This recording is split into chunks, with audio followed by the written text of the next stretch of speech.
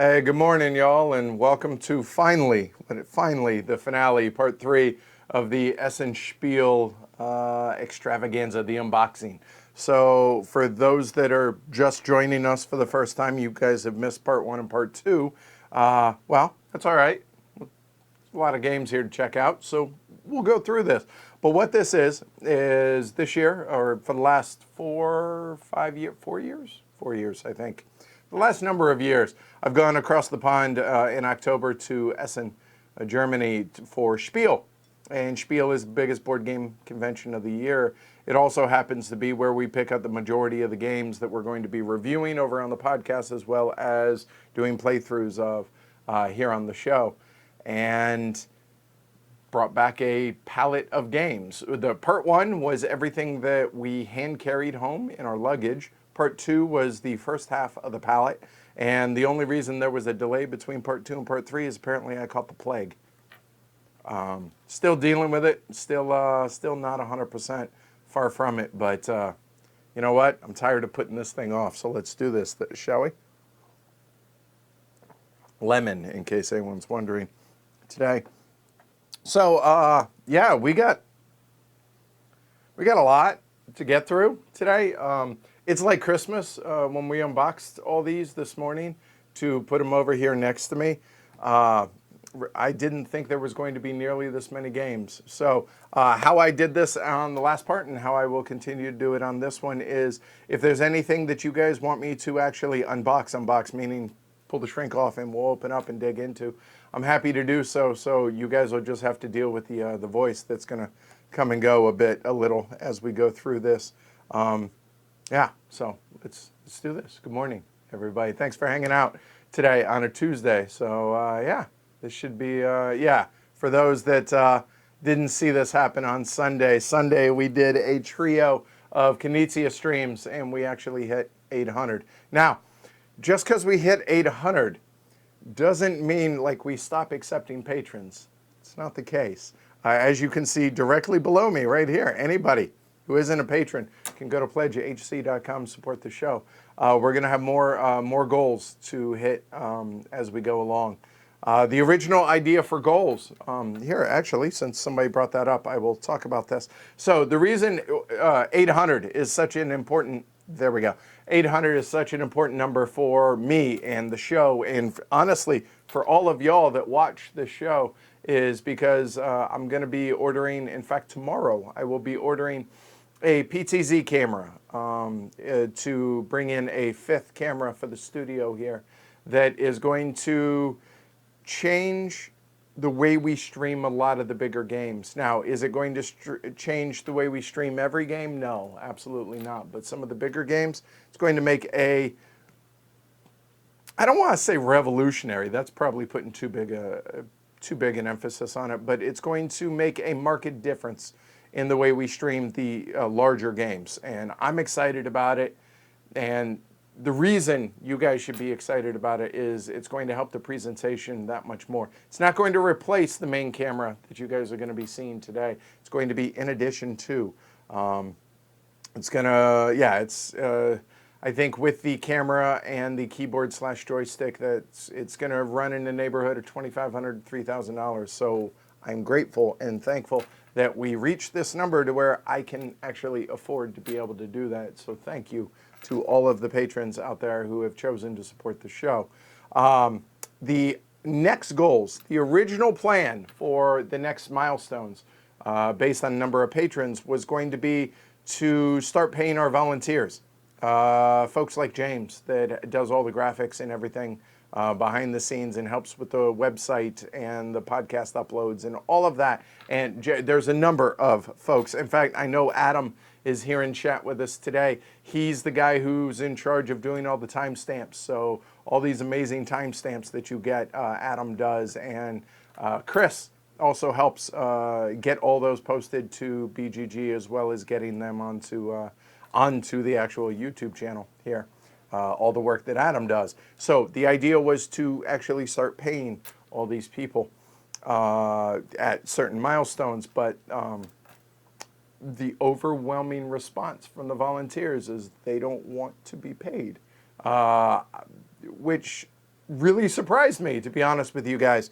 And I'm guessing, I don't want to speak for anybody, but I'm guessing when you start getting paid for something, it goes from being a volunteer, it goes to being a job in a sense, and it becomes a responsibility as opposed to just helping out. So I don't think they want that. That seems to be the consensus of, I think, what people are thinking. But that was the plan. So we're having to go back to the drawing board a little bit on the idea of milestones. So if there's anything that any of y'all can think of, the obvious one, at 1,000, yes, it's not really a milestone, but at 1,000, I promised back when we had 138 patrons, because we called it, I believe, the 138 box. When this number was 138, someone made the comment, "Oh, we hit 1,000. You hit 1,000. You get a Davis tattoo." And I jokingly agreed to it because I was thinking, there's no way. So yeah, at 1,000, I'm going to be doing that. But I'm thinking at either 900. I need to figure out the math. Either at 900 or 1,000, we're going to be trying to pick up a second PTZ camera. I know that's going to happen, but as a incremental one, I don't know what to do. So if you guys have ideas, the herd as a general, a lot of minds beats one mind. So if you guys can come up with something, I am all for suggestions. All right. So anyway, enough about that. Let's get into unboxing all this stuff, shall we? Oh well, hold on. I guess this is going to kind of double as an Ask the Elephant as well. So if you guys have questions, either about me, the show, games in general, I will do my best to answer them, okay? PPK asks, what games are you going to use to test the stream with the PTZ cam? Probably I'll use the High Frontier board as a test, probably.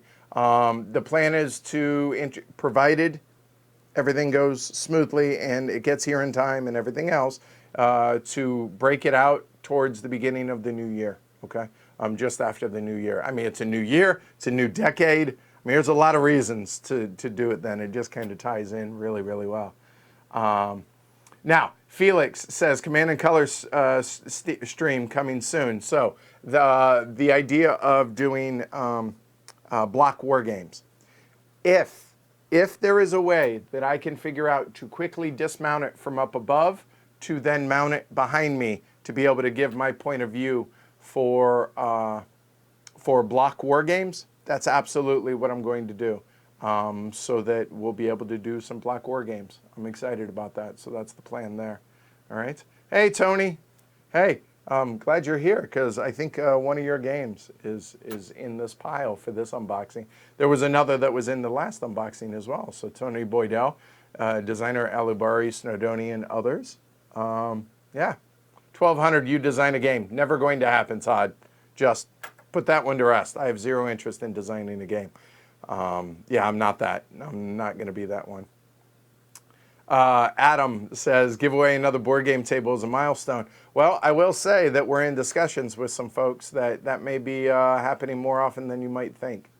Leave it at that, okay? Wooter, it happened on Sunday. It actually hit 8:01. Now, I did mention earlier that I don't have any more of these graphics yet. We will in time for Sunday or for Saturday's streams. That's going to be the next stream after this. But as it is, I will still welcome new patrons. Just can't change the number until Saturday. All right. That's true, Andy. Command and Colors, that might not be a bad idea, a bad place to start. That's a good idea. All right, enough about this. If you guys have questions, feel free. I'll go as long as I survive and until we get through all these games. So if you have questions, please ask, okay? Todd asks, any idea what game will be the next Unpub?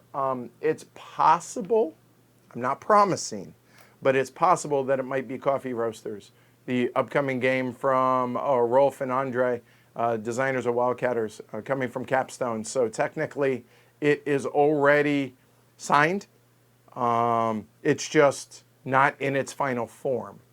So that is what we're leaning towards, but I can't promise, so we'll see, okay? So let's go ahead and get into it. So first one up, if you guys saw, it's actually back over there, but the card holder that I built on screen.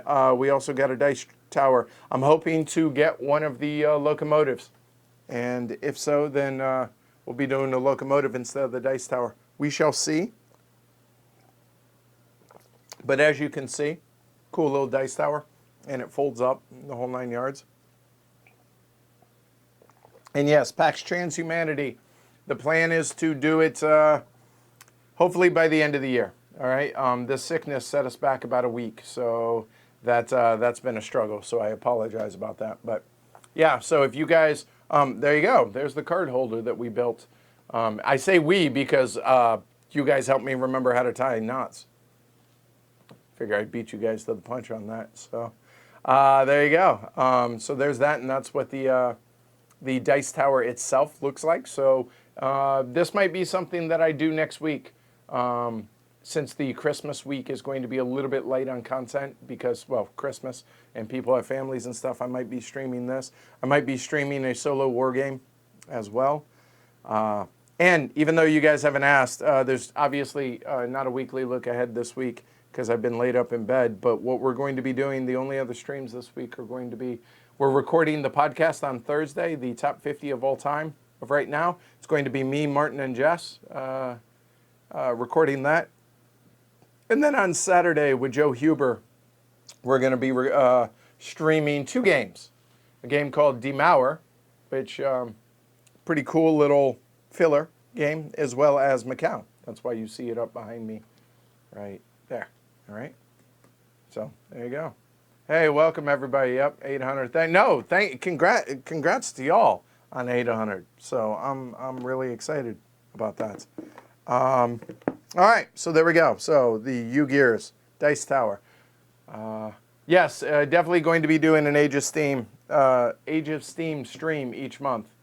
No, I don't know what map will be next, Chip, for the simple fact that it's all about availability of people. Okay. Hey, Chad, what's up? Yes, Wooter, the coffee roasters. He's asked, wasn't that game originally about the drug business in Rotterdam or something? Yeah, I don't know. Was it Rotterdam? It was somewhere in the Netherlands. But yes, it was originally, and I would have preferred that theme, but I also understand why changing it to coffee might sell more. All right. Oh, that's awesome. Thank you, Tim. That's how you do it. Tim says, after our stream of putting this together, the card holder, he says he bought 3 of them for his son, and in the comments said he could thank Heavy Cardboard for the purchase. So awesome. Yay. All right. Nice. And Jason said he added the Dice Tower to my Christmas list. Awesome. I appreciate that. Yeah. Letting them know where you heard about it helps. All right. So next up, going postal. I know nothing about this other than the premise, which, there you go. You know the tricks of the trade. You are one of them. The time has finally come, the day of delivery. Use your intuition and skills as a delivery man to outsmart and outplay your fellow industry peers while still completing your own deliveries as well. This got handed to us. I don't know about the game. Have any of y'all played it? Do y'all know anything about this? Giovanni, there are no drugs in the Netherlands. No. Hey, Kaan, drink more tea. All right. Hey, I'm working on it. All right. I have 2 cups of it here. All right.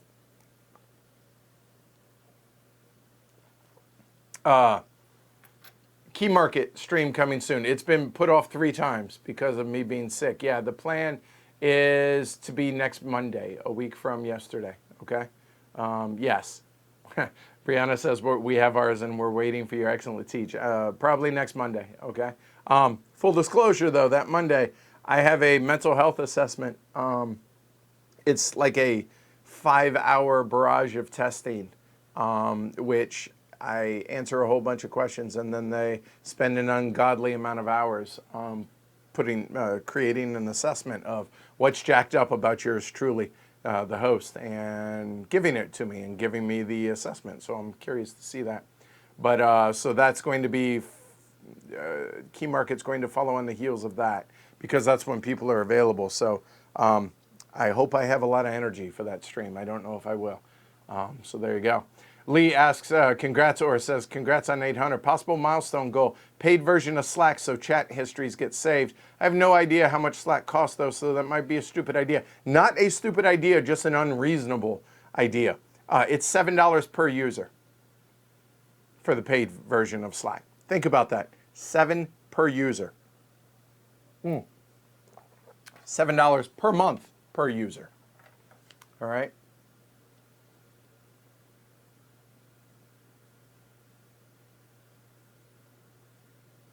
Yeah, I thought this was going to be about going postal as well.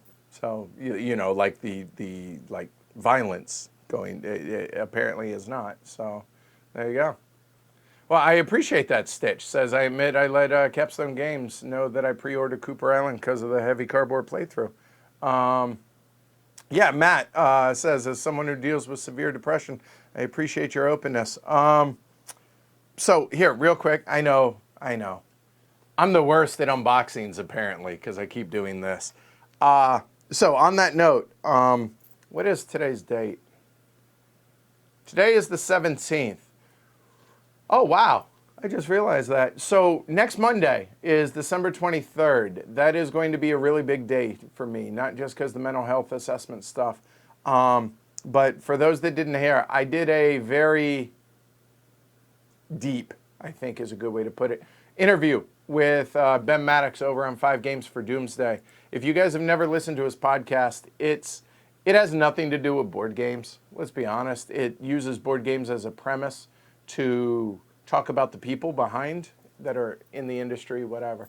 And it took me 8 months, maybe a year, to actually finally, I kept saying yes, and I kept putting it off, to agree to actually sit down and do the interview. It's going to be about, I'm guessing, 90-minute interview, maybe an hour and 40 minutes. If you want to know some stuff about me that you might not, or I know you don't know, or whatnot, and you want to hear me talk about the mental health side of things, then that might be a really interesting listen. If you don't want to know and have some really dark knowledge about my history, then don't listen to it. But December 23rd, I'm going to be promoting it in the sense that, hey, you know, if you want to get to know about this. But yeah, I'm pretty open with this stuff. I have been ever since last year before. It all runs together. That's part of the problem. Ever since I went through a pretty public breakup that really took its toll on me. And so, yeah, ever since then, I've been a lot more willing to be open about talking about this stuff. Because let's face it, we all deal with our own stuff, right? Or have stuff we need to deal with, whether we realize it or not. Yeah, so December 23rd is when it's supposed to be released. It was originally going to be, he planned on it being released in February, but after the interview, he's like, no, we're going to release this ASAP. Nice Christmas episode. So yeah, that'll be interesting. Hopefully folks get something out of it and maybe look at me a little bit different for those that judge me harshly. So there's that. All right, enough about that. Here we go. All right.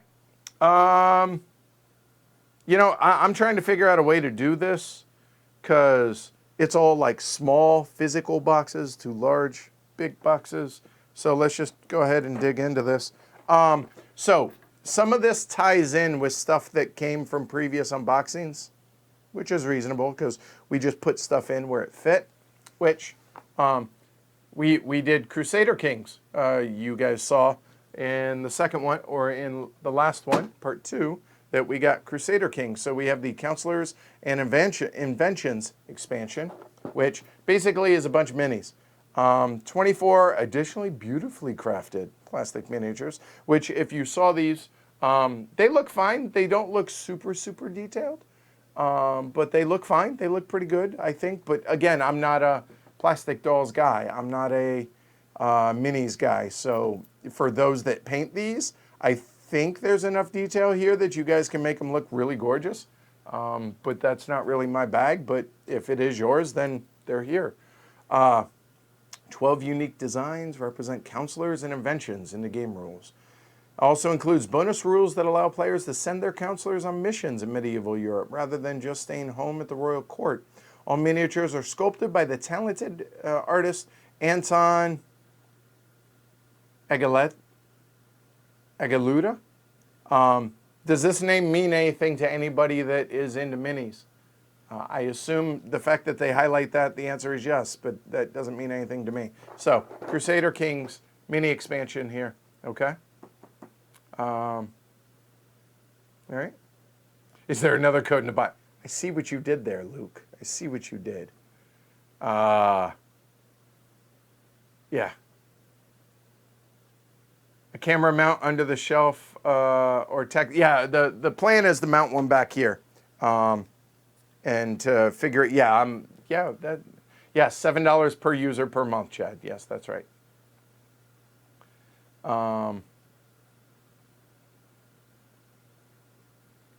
That could be. Vince says an unpubbed Age of Steam map. That could maybe happen, Vince. That could work. Yeah. So anyway, there you go. Hey Scott, welcome. So there you go. Here we go. For a game that we picked up last year that we still have not gotten to. It happens.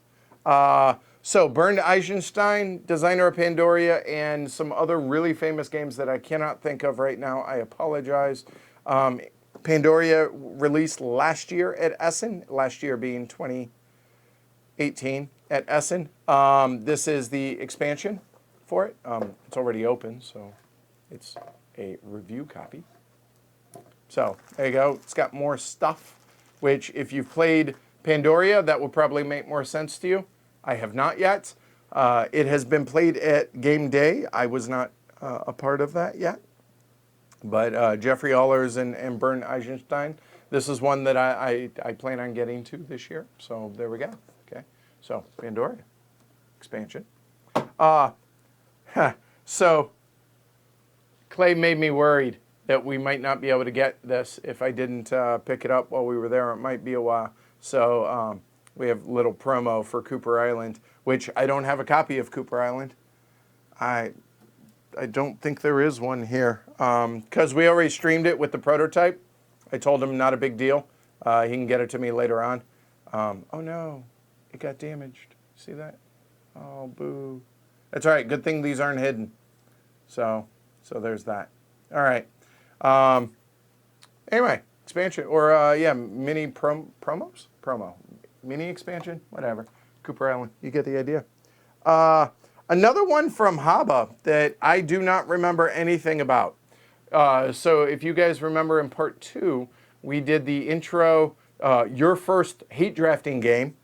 This one I don't remember. I'll be perfectly honest.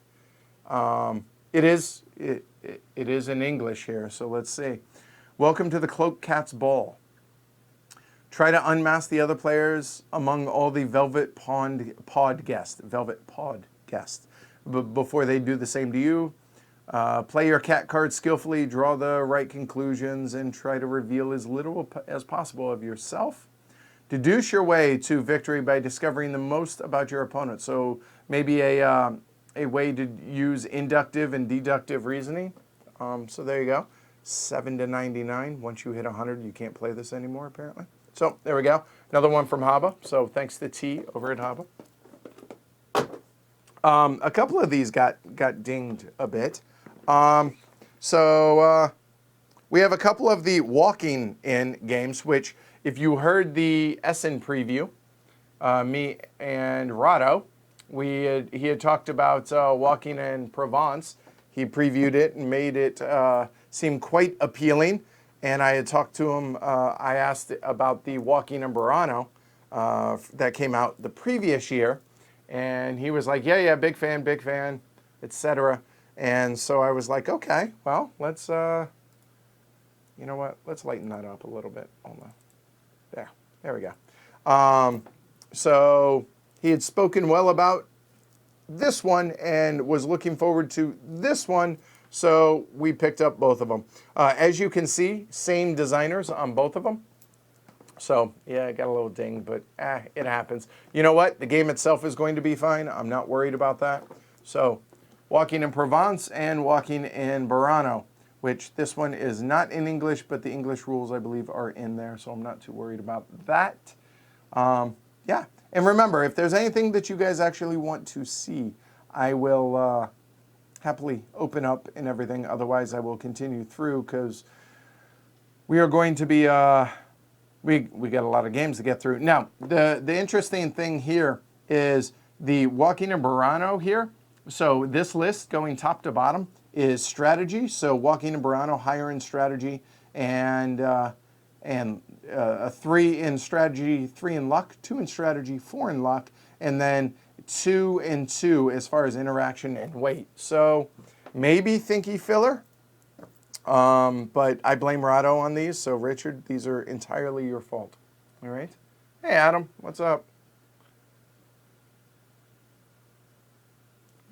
Catching up on chat. Oh, also one other thing I wanted to ask you guys for that watch these streams after the fact. Okay, so something I've been considering doing is taking the chat off of screen going forward, but answering the questions. I'm just going to read the questions out loud and then answer them during streams, not just during this, but during actual games. Reason is because we're not editing anything post stream.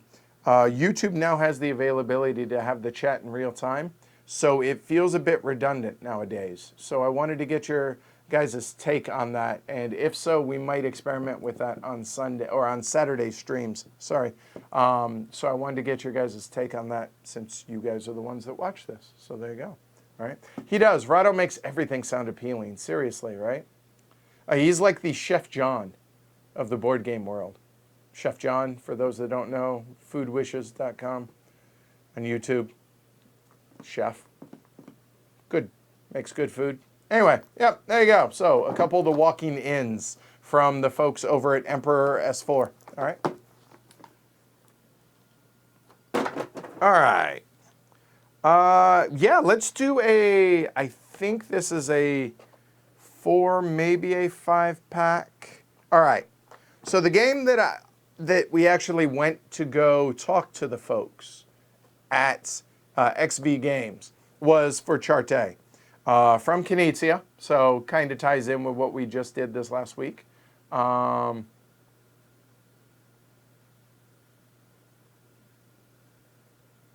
okay, so hold on. A lot of answers on this. So let's see.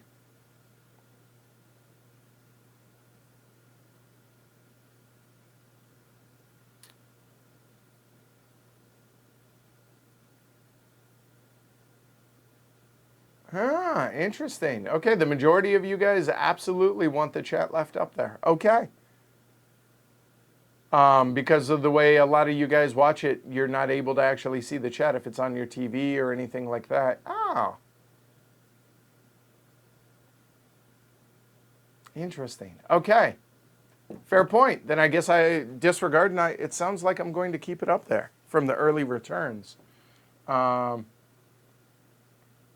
Okay, cool. There you go. So Charte from Knizia. This was the game from XV Games that I was most interested in. This is very much a thinky filler, 10 minutes. This one I'm going to open up. I am, what's the right term for this? Is it a mapophile? A cartographile? I like maps. Like if you guys on Twitter follow the Twitter feed map porn, I think is what it's called. Hold on.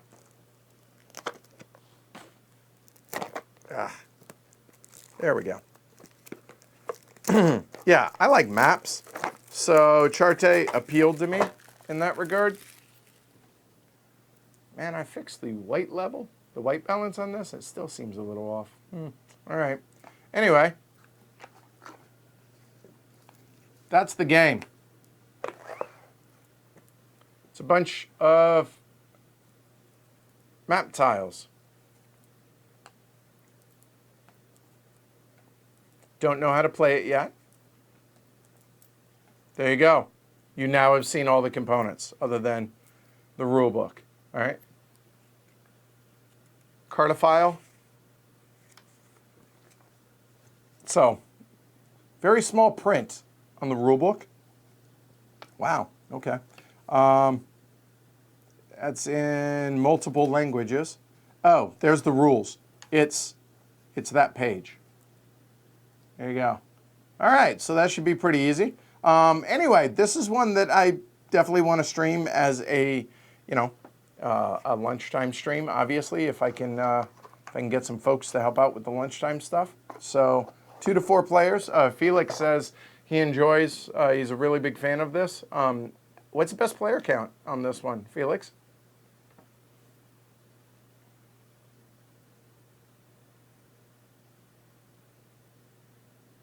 There's a map porn subreddit. Of course there is, Con. Of course there is. Okay, so it seems like the majority of you guys want it left on here. So disregard. I will leave the chat on. Okay. So that said, this was the first one. Wow, the color is just got weird. I don't know. Anyway, all right. So let's widen this out a little. Oh, widen. There we go. I don't know that that helped at all. All right, so there's that. But while we were there, they would not let us leave until we picked up Wizard's Garden. Oh, here, let's do it this way. Wizard's Garden, Greener, and Vivaldi, which apparently Vivaldi is like a 300 or 500-year-old game that the rules have just been cleaned up, but it's the exact game from back then. And I thought there was a fifth. There might not be. I might be making that up. Oh, there is. Libraria. There you go. See, I knew there was a fifth one. So he was like, here, take them all. And I was like, okay, they're small. Sure. All right. Yeah, right? Seriously, it looks, yeah, I think it's better now. I don't know. Anyway, deal with it. 2-player, Felix says, probably best for Charte. Okay, good.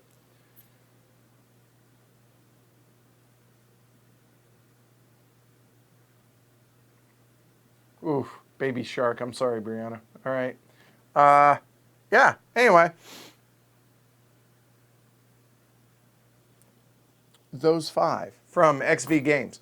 Honestly, you know what we may end up doing is making one big stream of XV Games.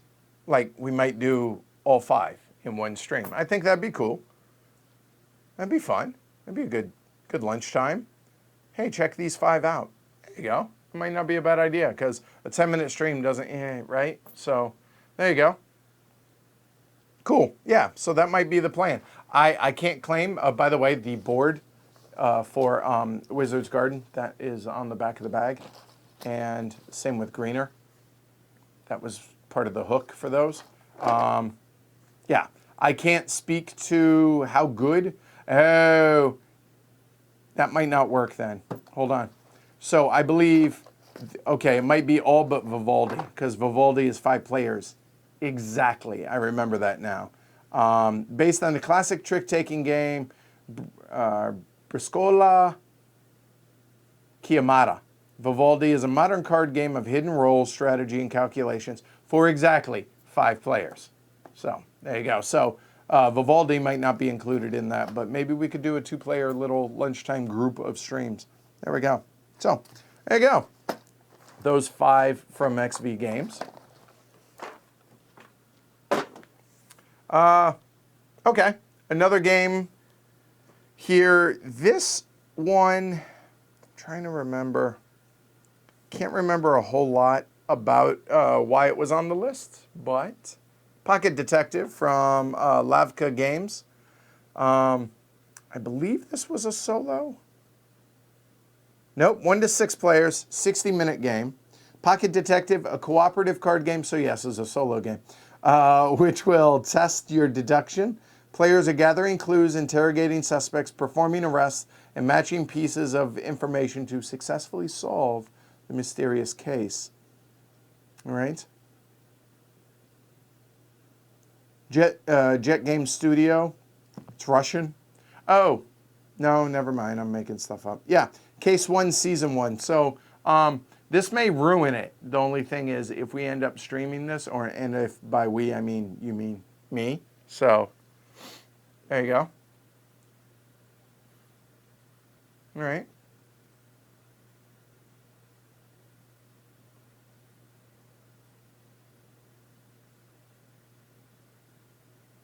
All right, there you go. Cool. So, pocket detective. Okay, moving on.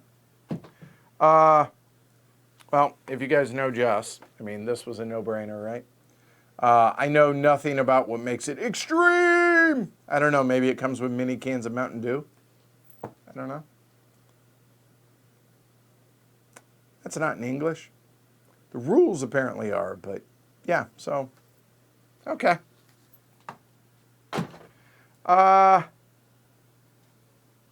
Yep, let's stick with the tiny games.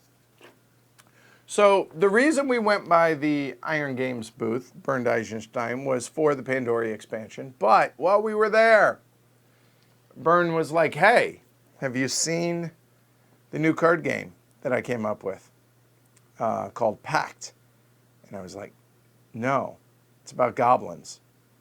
And I was like, And then he actually, like, people were playing it, and we ran through it. It actually sounded pretty cool. Hold on, tea.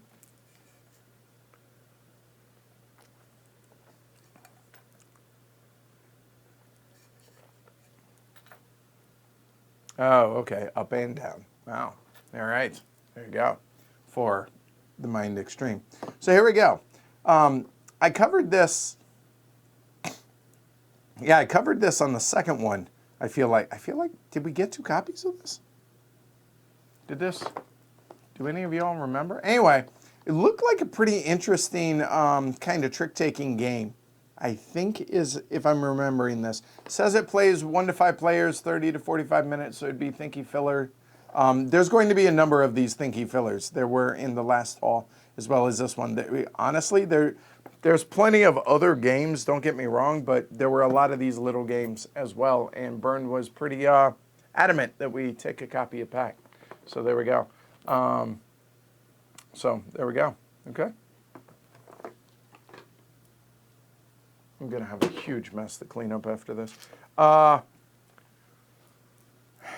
the artwork is what appealed to me in this next one. This originally came out year before last, maybe the year before that. I can't remember. But Dale of Merchants. And I know this isn't new to a lot of y'all, I imagine. Anybody that the artwork just looked really, really cool. And kind of the play on words. I'm big on the puns. And I mean, it's got to be good, right? It's got the Dice Tower seal of excellence. So if Tom thinks it's amazing, I mean, come on. I'm kidding. I love Tom. Hi, Tom. He wears our shirts all the time. You just never see him because he wears them as undershirts. Highly adaptive and competitive card game where only the smartest and most cunning merchant can join the respectable guild. It's all about cute animals. And you know what? We'll bust this one open because the artwork is really, really good on this. It snowed here last night. Ants don't like cinnamon. I realized that was kind of non sequitur. But just thinking about having to possibly leave the house for the first time in a week. And going to have to deal with that, getting the snow off the car.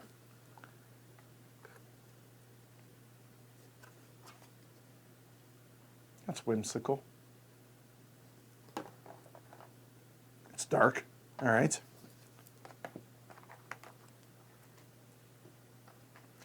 Now you guys get to see me struggle opening up decks of cards. Oh, but they were kind. Look at this. See, every deck of cards should have the quick, easy open like that.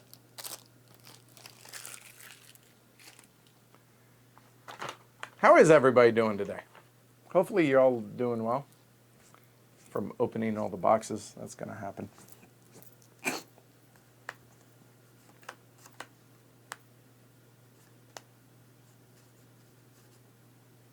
See, I like the artwork. I think it's pretty. I like.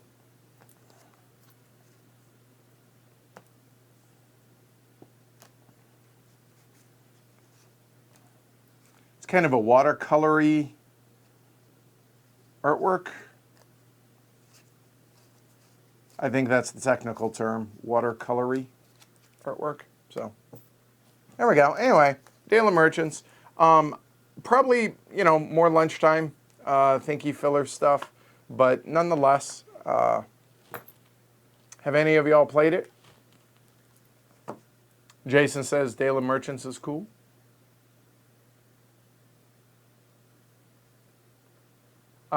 Felix asks, how do you like the snowfall in New England versus out west? It hangs around here longer. That's the only difference. It's actually been a lot more snow and a lot more and colder out in Denver than it has been here in Boston. And Australia was literally the hottest continent on Earth yesterday. Yeah, y'all can keep all that, Luke. I don't want it super hot, but also the snow, whatever. So, okay, understood. So, seems people want the chat to stay, so the chat will stay. All right. Yeah, not always, Matt, that it's a dry snow. So, Daily Merchants, there we go. All right. So there's going to be a number of these. You know what? Actually, let's go ahead and hammer out all these. I think this is all of them. Oh, you know what? We'll wait on those. Hold on. When we get to it. A moment. Another one here from Looping Games. Wow, you see how blue that got? Oh, because I turned it to auto. Because I knew we were going to be zooming in and out a lot. That's why. That's why. That's really weird. We'll deal with it for today. So, Looping Games. This is a 1 to 4 player here. I believe this is the co-op. You take control of a Dauntless fighter. Sorry, Dauntless bomber. Yes. Dive bomber from the Yorktown to find and sink the Shoho before time runs out in a fast-paced cooperative game. So, co-ops really aren't my thing. Y'all know that, but Looping Games, I've enjoyed all the games of theirs that I've played thus far. And I asked, I believe it was one of the fellas over at Looping Games. I don't want to misname him. I think it was Pedro. I think so. Anyway, which he preferred. He preferred the the tunnel game because he's more of a Euro gamer as opposed to a co-op. But that's not to discount 1942 Yorktown. For me, I mean, the theme on this appeals because World War II history. But we'll see how it turns out. It's a co-op, so you might not see it. You'll probably hear about it a little bit on the podcast at some point. So I did, Andreas. I did get my Looping Games illustrated by the artist.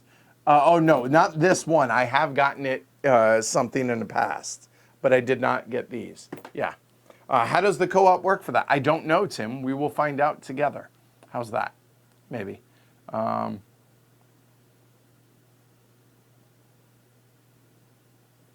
Originally from North Queensland, so like around Rockhampton area, Luke? So, anyway, 1942, Yorktown from Looping Games. DeVere gave us a number of games, small games from the fellows over at DeVere.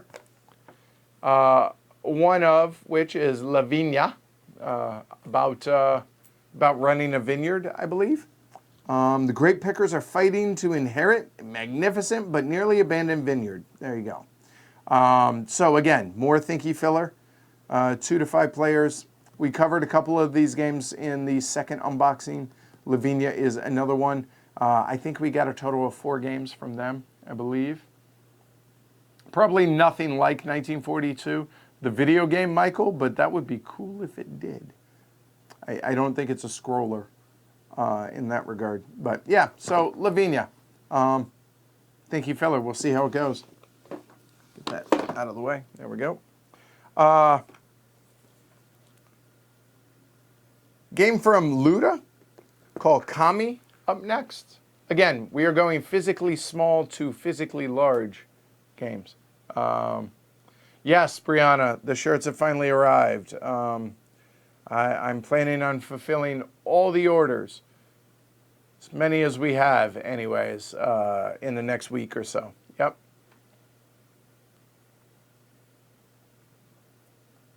So, Kami, that is not in English either. So there we go. But the rule book is. So, small little...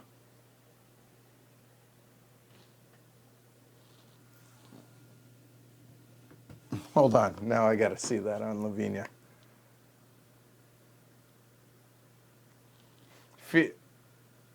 Oh, yeah. Yes. Yeah. Not for little kids, Felix. So, Kami, we'll see how it goes. This is a 2 to 4, 20-minute thinky filler card game. Hopefully thinky. We'll see. It's a filler. Is it a thinky filler? That we don't know. So, Kami, there we go.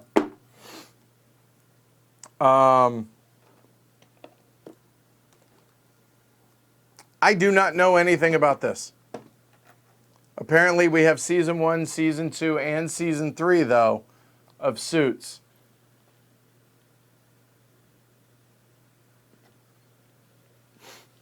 Anybody? Bueller? Anyone? Anyone? Bueller?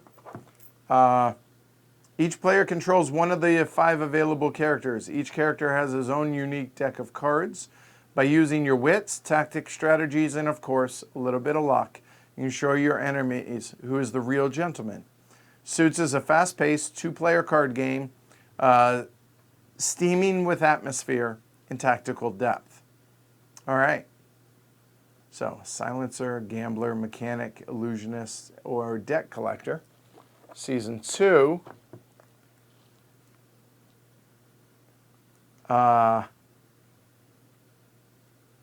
Same thing, but different types of characters. El Mariachi. So does that mean he's an assassin or he plays in a band? I'm not sure which.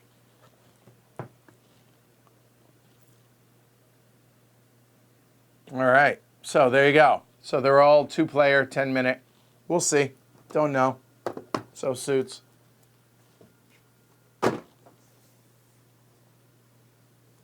Oh, I know Tony's hanging out, so I think we did get a second copy of this because I'm you know what? Maybe we didn't cover this one in the second unboxing. It's possible that it made it over to this pile instead. It's a solo 15-minute game. I've heard good things about this from some of the local folks.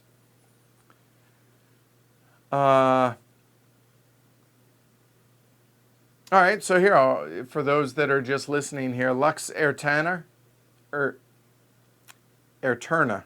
sorry, a singularity. Mayday, mayday, can anyone hear me? If you can hear me, please respond to this communication. This is the captain of the Lux Airturna. I'm conducting maneuvers north of black hole NGC 1277 and have been struck by a meteor. It has torn through the ship and all major systems are failing. I'm doing what I can to fix it, but I fear we don't have long. If there's anyone there, help me, please. So, 1 player, 15 minutes. Maybe we bust this out next week during Christmas week. All right. So, Tony, sounds stressful. All right. So, there we go. Exactly, Luke. Thank you for catching that. All right. Steaming with atmosphere. Yeah, I caught that too. So, there you go. From Surprise Stare, i.e. Tony Boydell. All right, as well as Frosted Games. By the way, Tony, I committed to going to LyriaCon, for those that don't know. I think that's in March this year. I reached out to Paulo and said, yeah, I am going to be coming this year. So that's going to happen. Another game here from Last Level Games, I guess not another game, but Paco Llanes, friend of mine, designer of Oil Field, his game this year, Sencha. Hold on, T.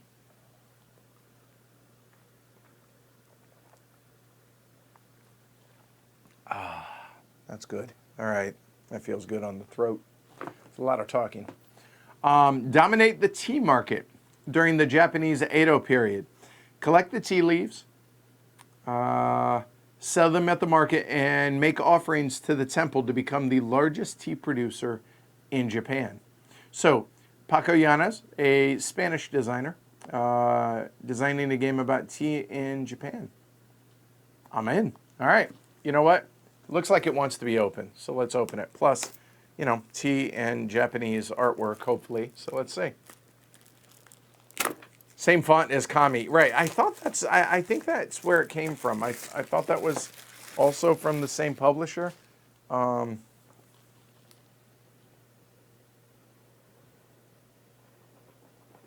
we go.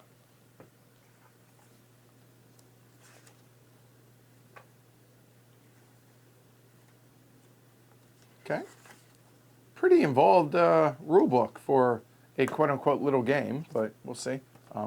That appears to be in Spanish. Maybe Italian. So.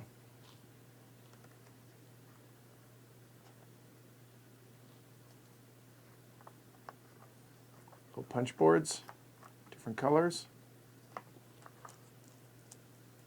Oops. I'm okay with tea taking over. Just cubes, different size and colors. Okay. I mean, I enjoy wine. I enjoy tea. So, yay, that works.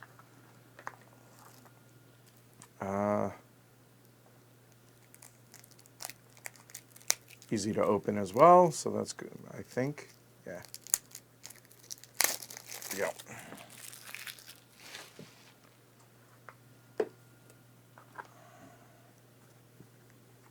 So that's the backs of these. See, the color seems to have fixed itself now.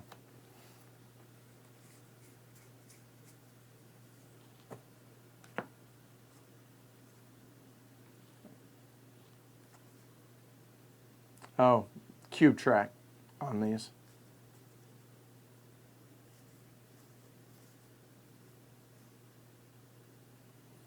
That looks, it's funny. So that, to me, that just feels like a Spanish mule. I don't know what makes him a Spanish mule. Just feels like it.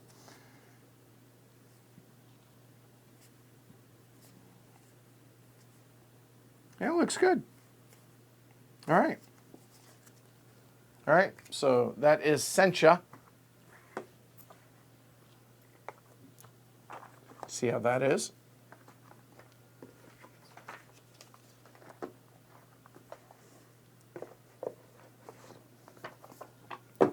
All right. Same designer as Mayfly. And this came from, trying to think, publisher. I cannot think of it. I am drawing a complete and total brain cramp right now. So he went from Mayfly to Beluga. Actually got a picture, got a chance to meet the designer of Mayfly and Beluga. So he's gone from very tiny to much larger. Mother Beluga cannot live by myself. That's the little quote on it. So this is a 2 to 4 player, 20-minute game. Let's bust this one out.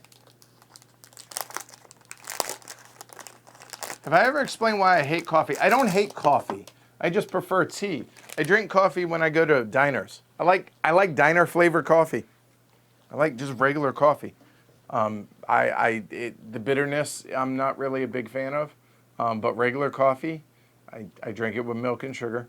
Yeah, just never been my bag. So, looking for my daughter. In Beluga, you play as a mother beluga whale whose echolocation system isn't working properly, which is a problem as your daughter is lost and wants to reunite with her. Can mom find her courage and reunite with her daughter? Well, alrighty.